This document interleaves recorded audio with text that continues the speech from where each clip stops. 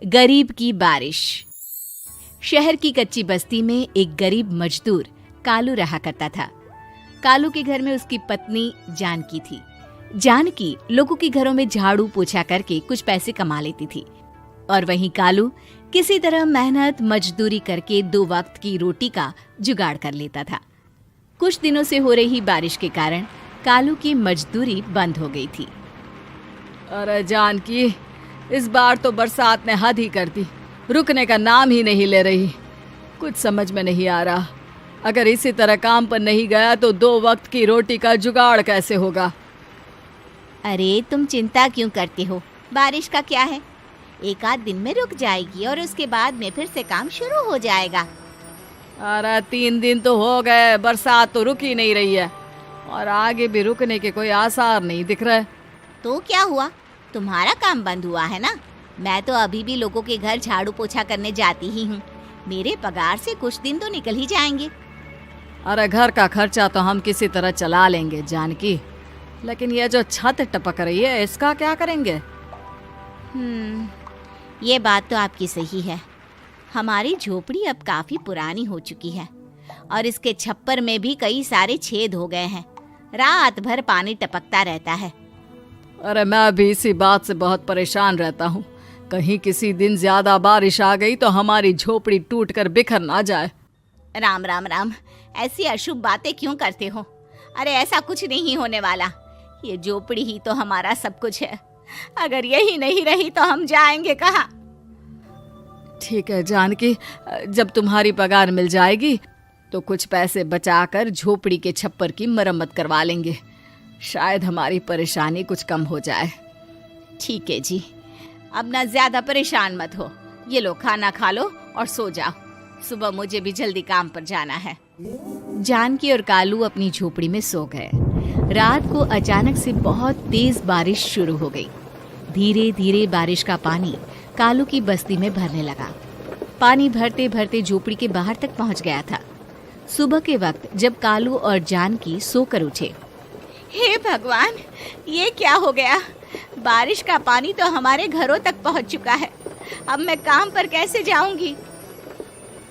रहने दो जानकी, तुम आज काम पर मत जाओ।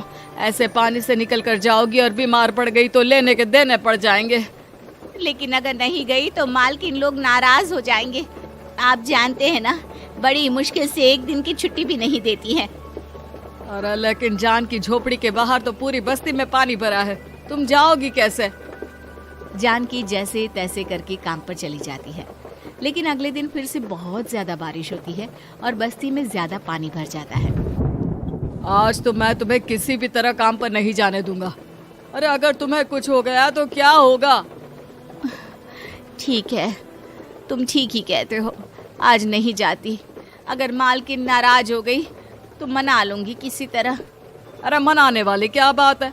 जब तुम बताओगी कि हमारी झोपड़ी में पानी भर गया है तो वो खुद ही समझ जाएंगे ना।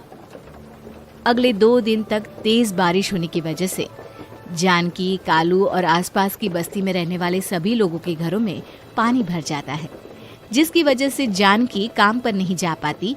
और 3 दिन के बाद जैसे ही जानकी काम पर पहुंचती है, कहाँ थी तुम? पिछले 3 दिनों से काम पर क्यों नहीं आई? मेम साहब, क्या बताऊं, इतनी ज्यादा बारिश हो रही थी, हमारी पूरी बस्ती में पानी भर गया है और उससे भी ज्यादा तो मेरी झोपड़ी के अंदर पानी भर गया। आप ही बताइए कैसे आती मैं? इसका मतलब ये हुआ कि बारिश होगी तो तुम काम पर नहीं आओगी? ना ना, मेरे कहने का ये मतलब नहीं था मेम साहब। तुम जानती भी हो 3 दिन से कितनी परेशानी हो रही है मुझे। सारा काम मुझे खुद करना पड़ा। माफ कर दीजिए मालकिन जी, पर मैं क्या करती, आने के लिए रास्ता ही नहीं था, सब जगह पानी भरा हुआ था। बहाने तो तुझे बहुत बनाने आते हैं। जानकी देख, अगर अगली बार ऐसा किया ना तो फिर काम से हमेशा के लिए छुट्टी। अरे ना ना मालकिन, ऐसा मत कीजिए। बारिश की वजह से मेरे पति की मजदूरी भी छूट गई है। बड़ी मुश्किल से घर में 2 वक्त खाने की रोटी का जुगाड़ हो पाता है। आप मुझे काम से निकाल देंगे तो हम क्या खाएंगे? अगर इतनी ही चिंता है तो फिर रोजाना काम पर आया करो। चलो अब जल्दी से जाकर घर का सारा काम करो। बारिश रुकने का नाम ही नहीं ले रही थी। पूरे शहर में बाढ़ जैसे हालात बन गए थे, लेकिन नौकरी जाने के डर से जानकी किसी तरह रोज काम पर जाती थी। एक दिन जब जानकी काम करके अपने घर लौट आई तो अचानक उसकी बस्ती में कुछ लोगों का शोर सुनाई दिया। अरे लगता है बाहर कुछ हुआ है, मैं जाकर देखता हूँ। हाँ, पता तो कीजिए, ये बस्ती में लोग इतना शोर क्यों कर रहे हैं? बाहर जाकर कालू ने एक आदमी से पूछा। अरे क्या हुआ भाई, इतना शोर क्यों मचा रहा है? अरे क्या बताए भैया, अपने बस्ती के बाहर एक पुल टूट गया है और वहाँ पर एक कार फंसी है। थोड़ी देर में अगर किसी ने नहीं बचाया ना तो वो कार पानी में बह जाएगी। ये क्या कह रहे हो भैया, कार के अंदर कोई है क्या? हाँ, कोई औरत बैठी है, अकेली है, बहुत रो रही है बेचारी, मदद के लिए बुला रही है। अरे तो हमें जाकर उनकी मदद करनी चाहिए ना। अरे लेकिन इसमें बहुत खतरा है, हमें अपने आप को बचाना चाहिए। पानी कभी भी हमारी बस्ती की तरफ आ सकता है। अरे तुम्हें नहीं चलना तो मत चलो, लेकिन मैं तो जाकर उस औरत की मदद जरूर करूंगा। कालू उस जगह पर पहुंचता है जहां वो औरत कार में फंसी हुई थी। वहां पर पानी का बहाव बहुत तेज था और सारा पानी कालू की बस्ती की तरफ ही आ रहा था। कालू ने एक बड़ी सी रस्सी को पेड़ से बांध दिया और दूसरे सिरे को कार की तरफ फेंक दिया और उस औरत को रस्सी के सहारे बाहर आने के लिए कहा। तभी वहां जानकी भी दौड़ती हुई आई। अरे ये तो मेरी मालकिन है, जिनके यहाँ मैं काम करने जाती हूँ। अरे मैडम जी, आप डरिएगा मत, आपको कुछ नहीं होगा। आपकी गाड़ी को भी मैंने रस्सी से बांध दिया है। थोड़ी देर में पानी का बहाव कम हो जाएगा, फिर हम आपकी कार को भी बाहर निकाल लेंगे। क्या तुम जानकी के पति हो? हाँ, जानकी मेरी ही पत्नी है, आपके यहाँ काम करती है ना। लेकिन मेम साहब, आप यहाँ पानी में कैसे फंस गई? अब क्या बताऊं, मैं अपनी सहेलियों के साथ पिकनिक पर गई थी, वहीं से लौट रही थी। अचानक पानी का बहाव तेज हो गया और मेरी गाड़ी फंस गई। अरे कोई बात नहीं मालकिन, अब ना आप बिल्कुल सुरक्षित हैं। मैं तो बहुत बुरी तरह डर गई थी, कब से मदद के लिए चिल्ला रही थी, लेकिन कोई मेरी मदद के लिए नहीं आया। भला हो तुम्हारा पति का जिसने मेरी जान बचा ली। लेकिन जानकी, मैंने तुम्हारे साथ बहुत गलत व्यवहार किया।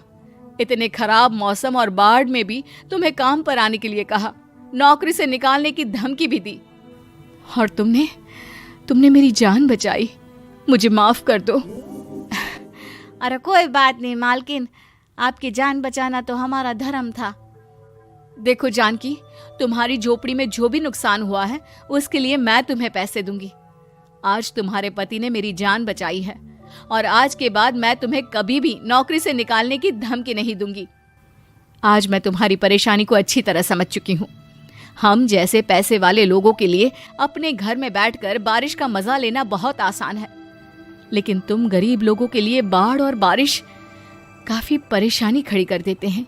ये बात मुझे आज अच्छी तरह समझ आ गई है। आपका